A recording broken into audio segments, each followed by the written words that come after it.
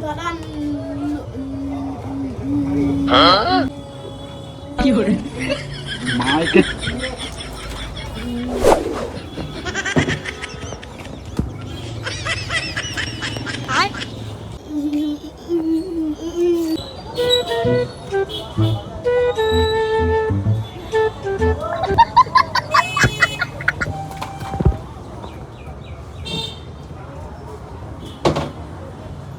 গম পালো দে তোৰ মাৰে যে মোবাইলটো খুজি পঠাইছে হেৰি কথাটোৱে তই ক'ব লাগে হয় নহয় হয় কি কৰে